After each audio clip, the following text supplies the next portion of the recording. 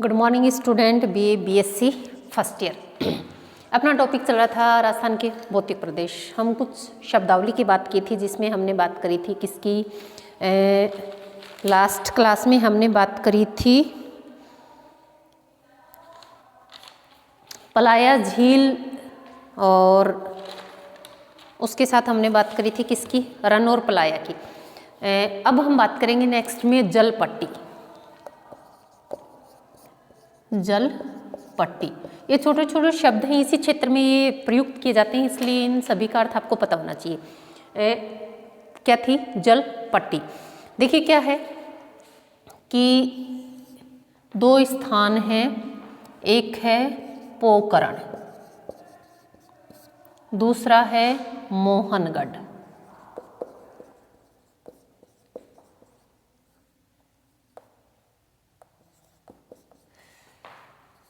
कितनी दूरी है दोनों के बीच? 60 किलोमीटर। जल पट्टी क्या होती है देखिए, पोकरण से मोहनगढ़ तक जल पट्टी है। कहाँ पर? जैसलमेर में। सही है। यहाँ पर मीठे जल नलकूप का पता चला है, जिसको किस नाम से जानते हैं? चंदन नलकूप। सही है। जल मीठा है इसलिए थार का घड़ा किस नाम से जानते हैं? थार का घड़ा। इस पर छोटी छोटी घास उगाती है, घास को बोलते हैं सेवण घास या लीलोण घास। सही है। साहिवाल जो किस्म की जो गायें होती है वो खाते हैं। और यह जो क्षेत्र है गोडावन पक्षी की क्या है? शरण स्थली।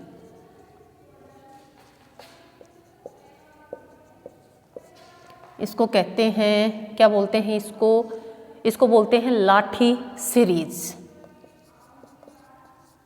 लाठी सीरीज। देखिए क्या है कि सेवण घास पाई जाती है इस लाठी सीरीज में, जिसको सेवण या लीलोण घास कहा जाता है। गोडावन पक्षी की शरण स्थली कहलाती है। आपको सभी पता है कि राजस्थान का जो राज्य पक्षी है कौन सा है? गोडावन पक्षी। तो यह जो क्षेत्र है पोकरण से लेकर मोहनगढ़ तक, जैसलमेर में एक जगह है पोकरण, दूसरी है मोहनगढ़, उससे 60 किलोमीटर लंबी एक जल पट्टी उपलब्ध हुई है। जल पट्टी 60 किलोमीटर लंबी। तो यहाँ पर मीठा जल उपलब्ध है। नलकूप के खोदा गया है जिसको चंदन नलकूप के नाम से जाना जाता है। और इस जो जल पट्टी है इसको थार के या जो चंदन नलकूप है उसको थार का घड़ा कहा जाता है, क्योंकि थार के रेगिस्तान में पानी की कमी होती है। और आप सभी जानते हैं कि ये मीठे जल की जो पट्टी है जिसके कारण इसको थार का घड़ा कहा जाता है। अब जल पट्टी है तो घास भी उगेगी, जल पट्टी है तो इसको लाठी सीरीज के नाम से इसको जानते हैं। यहाँ पर एक घास उगती है जिसको बोलते हैं सेवण या लीलोण घास। तो घास उगती है, लाठी सीरीज के नाम से इस क्षेत्र को जाना जाता है। यह जो जिस क्षेत्र में घास उगती है गोडावन पक्षी की शरण स्थली इस क्षेत्र को कहा जाता है। कि गोडावन पक्षी की क्या कहा जाता है? इसको शरण स्थली इस क्षेत्र को कहा जाता है। ऐसा माना जाता है कि यह जो जल पट्टी है वह सरस्वती नदी के अवशेष है। यह जो जल पट्टी है ये कौन सी नदी के अवशेष हैं? सरस्वती नदी के अवशेष हैं। कि प्राचीन समय में यहाँ कौन सी नदी बहती थी? सरस्वती नदी बहती थी, जो वर्तमान में लुप्त हो गई है। तो ये सरस्वती नदी के क्या हैं? अवशेष माने जाते हैं। क्या है? पोकरण से लेकर मोहनगढ़ तक 60 किलोमीटर लंबी क्या पाई जाती है? जल पट्टी पाई जाती है, जिसको किस नाम से जानते हैं? जल पट्टी इसको कहा जाता है। दूसरा है इसमें एक मीठे नलकूप खोदा गया है जिसको चंदन नलकूप के नाम से जाना जाता है। थार का घड़ा इस क्षेत्र को कहा जाता है। घास उगती है, साहिवाल किस्म की गायें इसको खाती हैं, क्योंकि इस क्षेत्र में साहिवाल किस्म की गायें मिलती हैं। सेवण घास मिलती है, लिलोण घास मिलती है। लाठी सीरीज के नाम से इस क्षेत्र को जाना जाता है और गोडावन पक्षी की शरण स्थली के रूप में इसको माना जाता है। ऐसा माना जाता है कि प्राचीन समय में जो हमारी सरस्वती नदी बहती थी वर्तमान की, जिसे हम घग्गर नदी कहते हैं, शिवालिक की पहाड़ियों से निकलती हुई और कहाँ पे बहती है, हनुमानगढ़ और गंगानगर जिले में पाकिस्तान तक जाती है। पाकिस्तान में इसको हकरा के नाम से जाना जाता है, पाकिस्तान के पोर्ट अब्बास तक जाती है और वर्तमान समय में बहुत अधिक संकुचित हो गई है, जगह जगह एनीकट बन गए हैं, जिसके कारण इसको मृत नदी, नाली, पाट, इन सभी नामों से इस नदी को जाना जाता है। तो ऐसा माना जाता है कि यह जो लाठी सीरीज है वह किसके अवशेष हैं, वो सरस्वती नदी के अवशेष के रूप में इसको जाना जाता है।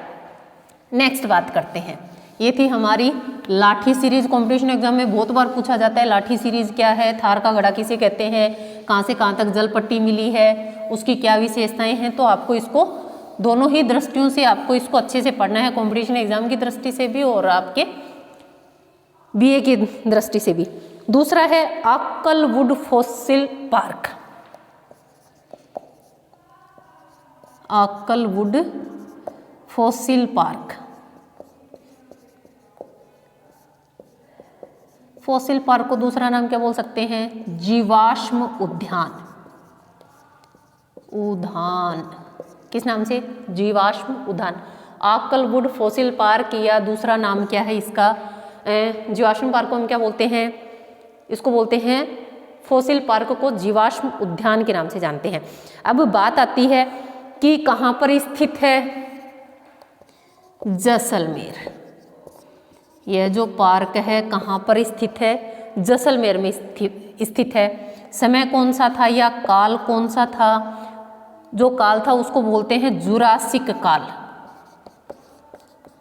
काल कौन सा था, जुरासिक काल। देखिए आक्कलवुड फॉसिल पार्क जिसको जीवाश्म उद्यान के नाम से भी जाना जाता है, जैसलमेर में स्थित है। समय कौन सा था, जुरासिक काल था। क्या 18 करोड़ वर्ष पूर्व, 18 करोड़ वर्ष पूर्व के जीवाश्म जो कि विश्व के सबसे प्राचीन माने जाते हैं, प्राचीनतम लकड़ी के अवशेष मिले हैं।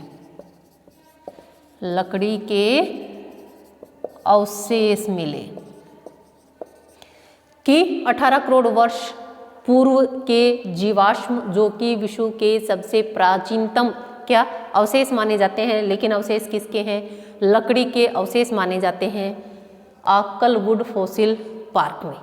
ऐसा माना जाता है कि विश्व के जो सबसे प्राचीनतम जो लकड़ी है वो कहाँ मिलती है, इस जैसलमेर में और आक्कलवुड फॉसिल पार्क या जीवाश्म उद्यान में। ऐसा माना जाता है कि 18 करोड़ वर्ष पूर्व जो विश्व की सबसे प्राचीनतम मानी जाती है उस जीवाश्म के या अवशेष मिले हैं। किसके अवशेष मिले हैं, लकड़ी के अवशेष मिले हैं। कहाँ पर, आक्कलवुड फॉसिल पार्क या जीवाश्म उद्यान में। इससे भी संबंधित क्वेश्चन पूछ लिया जाता है कि जीवाश्म उद्यान कहाँ है, जैसलमेर में, कौन से काल में उसकी रचना हुई, जुरासिक काल में। ठीक है, क्या है, सबसे प्राचीनतम, विश्व के सबसे प्राचीनतम लकड़ी के अवशेष मिले हैं, इसलिए नाम क्या पड़ा, आक्कलवुड फॉसिल पार्क, जीवाश्म उद्यान भी हम इसको कह सकते हैं। नेक्स्ट है बाप बोल्डर क्ले। बाप बोल्डर क्ले आप सभी जानते हैं, क्ले मिट्टी से हो, मतलब मिट्टी की कई प्रकार होते हैं जिसमें क्ले और महीन जो मिट्टी होती है उसको बोलते हैं। क्या है बाप बोल्डर क्ले, हिमानी के निक्षेपण। किसके निक्षेपण हैं, हिमानी के निक्षेपण। देखिए आप सभी जानते हैं कि समय परिवर्तित हो गया। एक समय ऐसा था कि हिमयुग हुआ करता था, जिस प्रकार से नदी बहती है उसी प्रकार से हिम की जो नदी है वह भी बहती है। अपने साथ जितने भी कंकड़ पत्थर लेके आती है उसको जहाँ भी छोड़ती है निक्षेप करना, वो क्या कहलाते हैं, हिमानी के निक्षेपण। तो बाप बोल्डर जो क्ले है उसका ऐसा मानना है कि वो क्या है, हिमानी के निक्षेपण है। कहाँ पाए जाते हैं, जोधपुर में। कहाँ पाए जाते हैं, जोधपुर में। और समय कौन सा था, परमो कार्बोनिफेरस। परमो कार्बोनिफेरस वाप बोल्डर क्ले क्या है? हिमानी के निक्षेपण है, जोधपुर में पाए जाते हैं। परमो कार्बोनिफेरस काल के अवशेष माने जाते हैं या काल से उसका संबंध माना जाता है। नेक्स्ट है नखलिस्तान। थार के मरुस्थल को पाकिस्तान में नखलिस्तान भी कहते हैं।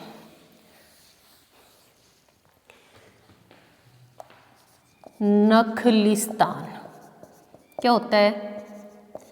दूसरा नाम है मरु उद्यान। दूसरा नाम क्या है?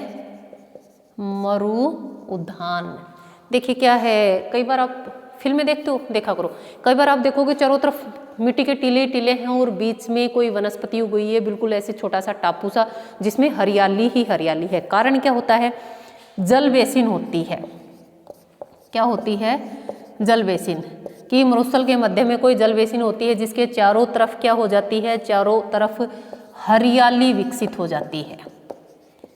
चारों तरफ हरियाली विकसित हो जाती है। क्या कहते हैं? नखलिस्तान या मरु उद्यान। आप देखना कई बार खजूर के वृक्ष मिलते हैं, अन्य प्रकार की वनस्पति मिलती है, चारों तरफ क्या है? टीले टीले, लेकिन बीच में एक छोटा सा उसमें जगह लगा लीजिए जहाँ पर पेड़ पौधे पाए जाते हैं, बिल्कुल अच्छे से हरियाली पाई जाती है। क्योंकि जो मरुस्थल होते हैं, मरुस्थल के मध्य जल बेसिन पाए जाते हैं जिसके चारों ओर क्या हो जाती है? हरियाली विकसित हो जाती है। ऐसे जो क्षेत्र होते हैं नखलिस्तान या मरु उद्यान के नाम से उनको जाना जाता है। कहाँ पाए जाते हैं? बाड़मेर में और जैसलमेर में। ये जो नखलिस्तान है या मरु उद्यान है वो कहाँ पाए जाते हैं? बाड़मेर और जैसलमेर में। कि ये जो नखलिस्तान है ये कहाँ पाए जाते हैं? बाड़मेर में पाए जाते हैं। और कहाँ पाए जाते हैं? और पाए जाते हैं जैसलमेर में। नेक्स्ट बात करते हैं। देखिए नखलिस्तान या मरु उद्यान क्या होते हैं? मरुस्थल के मध्य जल बेसिन होते हैं। ऐसा कोई क्षेत्र होता है जहाँ पर जल का संग्रह पाया जाता है। जल बेसिन होते हैं, उसके चारों तरफ हरियाली विकसित हो जाती है। हरियाली विकसित होने से क्षेत्र कैसा हो जाएगा? हरा भरा हो जाता है। ऐसे जो क्षेत्र होते हैं नखलिस्तान या मरु उद्यान के नाम से जाने जाते हैं। पूछा जाए कि ऐसे जो मरुस्थल है उनकी स्थिति कहाँ पाई जाती है? बाड़मेर तथा जैसलमेर में उनकी स्थिति पाई जाती है। नेक्स्ट है जी दोहरे। छोरे नहीं है, दोहरे है। द से धनुष। एक होते हैं धरियन। देखिए दोनों में डिफरेंस है। वैसे तो कई बार जो दोहरे होते हैं उनको जैसलमेर में धरियन के नाम से जाना जाता है, लेकिन जो धरियन होते हैं वो स्थानांतरित होते हैं। और आप सभी जानते हैं कि जैसलमेर में जो बालू का स्तूप पाए जाते हैं वो किस प्रकार के पाए जाते हैं? स्थानांतरित पाए जाते हैं। सर्वाधिक जो नाचना तहसील है जैसलमेर की वो इसीलिए जानी जाती है क्योंकि सर्वाधिक जो बालू का स्तूप का जो स्थानांतरण होता है वो जैसलमेर में ही होता है। और जैसलमेर में इन दोहरों को ही धरियन के नाम से जाना जाता है। देखिए होता क्या है,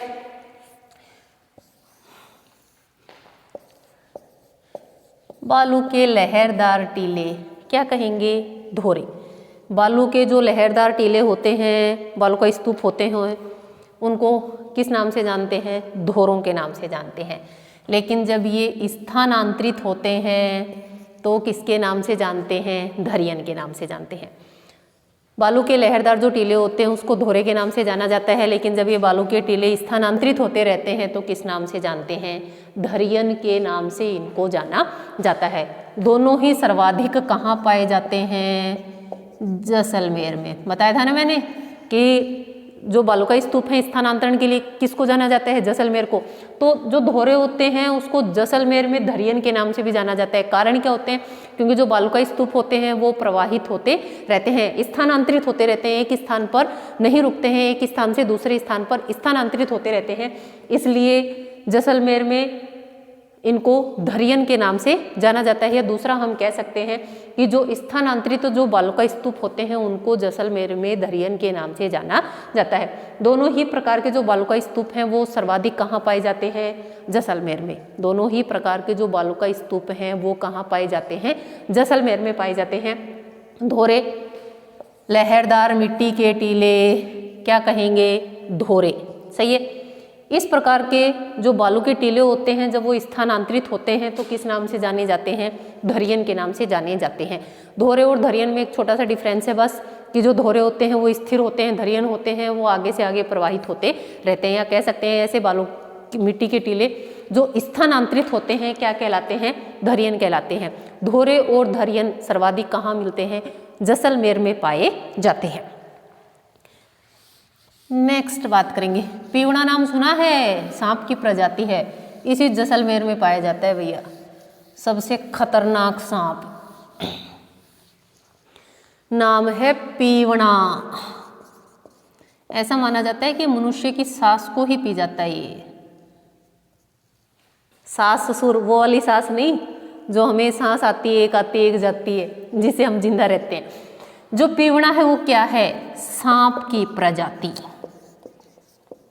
क्या है, सांप की प्रजाति। पाया कहाँ जाता है, सभी जानते हैं इसी थार के जो रेगिस्तानी क्षेत्र इसी में पाया जाता है। सर्वाधिक खतरनाक सांप इसको माना जाता है, इस क्षेत्र में पाया जाता है। रंग कैसा होता है, पीला। रंग कैसा पाया जाता है इसका, पीला पाया जाता है। और मिलता कहाँ है, जैसलमेर में। ऐसे ही तो बालू के टीले और ऐसे ही रंग का सांप। ऐसा माना जाता है कि जैसलमेर में एक सांप की प्रजाति है जिसको पीवड़ा के नाम से जाना जाता है, कि मनुष्य की छाती पे बैठ के मनुष्य की सांस को पी जाता है और मनुष्य की मृत्यु हो जाती है। इतना खतरनाक सांप है। सांप की एक प्रजाति पीले रंग का है और सर्वाधिक कहाँ पाया जाता है, जैसलमेर में पाया जाता है। मिट्टी भी ऐसी है, सांप भी ऐसे, इसलिए दिखता भी नहीं हो, और हर साल बहुत सारे लोगों की इसकी वजह से जान भी जाती है। नेक्स्ट बात करते हैं, ये छोटी छोटी शब्दावली है जो आपको कंपटीशन एग्जाम में हर जगह देखने को मिलेगी। अब हमारी बात आती है जो टर्शियरी युग थे उसके अवशेष कौन से हैं राजस्थान में। टर्शियरी युग के अवशेष बताइए कौन से हैं। फर्स्ट है पेट्रोलियम, कहाँ से निकलता है, थार के रेगिस्तान से। कोयला, और तीसरी है प्राकृतिक गैस। ये सब कहाँ मिलते हैं, इसी रेगिस्तान में। टर्शियरी युग के अवशेष की बात करें तो टर्शियरी युग के जो अवशेष हैं वर्तमान में राजस्थान में कहाँ मिलते हैं, या मरुस्थलीय क्षेत्र में कहाँ मिलते हैं। अवशेष किस रूप में हैं, पेट्रोलियम के रूप में, कोयले के रूप में और प्राकृतिक गैस के रूप में। टर्शियरी युग के अवशेष राजस्थान के रेगिस्तानी जो मरुस्थल उसमें देखने को मिलते हैं। मरुस्थल का मार्च नाम सुना है, मरुस्थल का मार्च क्या है, अरे वो महीना जनवरी फरवरी मार्च, मरुस्थल का मार्च। इसका अर्थ होता है मरुस्थल का आगे बढ़ना। अर्थ क्या होता है, मरुस्थल का आगे बढ़ना, कि मरुस्थल का मार्च है, मरुस्थल का आगे बढ़ना। मरुस्थल का आगे बढ़ना दिशा कौन सी है, अगर हम बात करें तो इस क्षेत्र में ये दिशा है, तो सर्वाधिक आगे आगे स्टेट कौन सा आएगा, हरियाणा। तो विस्तार भी कहाँ मिलेगा इसका, हरियाणा का। कौन से प्रकार के बालू का स्तूप मिलते हैं, बरखान। आगे से आगे बढ़ते रहते हैं। देखिए दिशा की अगर हम बात करें तो दिशा किधर से है, दक्षिण पश्चिम से उत्तर पूर्व। ये दक्षिण है, ये पश्चिम है, दक्षिण पश्चिम से उत्तर पूर्व। जो मरुस्थल का मार्च है उसकी, मरुस्थल का मार्च का अर्थ होता है मरुस्थल का आगे बढ़ना। दिशा किधर है, दक्षिण पश्चिम से उत्तर पूर्व। उत्तर पूर्व में राज्य कौन सा स्थित है, हरियाणा।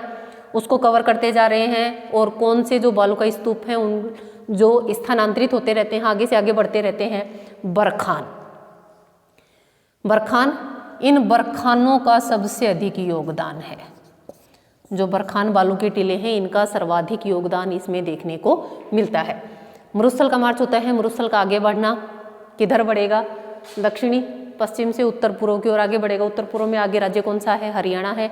टिल्लों, कौन से टिल्लों का सर्वाधिक योगदान रहता है, या कौन से बालू का स्तूप का सर्वाधिक योगदान रहता है, तो वो योगदान रहता है बरखान का। ये थी कुछ शब्दावली जिसका हमने प्रयोग किया। नेक्स्ट इसमें हम बात करेंगे किसकी, अरावली की। आज के लिए इतना ही, नेक्स्ट क्लास में हम बात करेंगे अरावली की। आप मुझे कमेंट करके बताएंगे पीवड़ा क्या है, लाठी सीरीज क्या है और मरुस्थल का मार्च। इन सभी के मुझे आप जो अर्थ हैं वो कमेंट करके आंसर करें। धन्यवाद।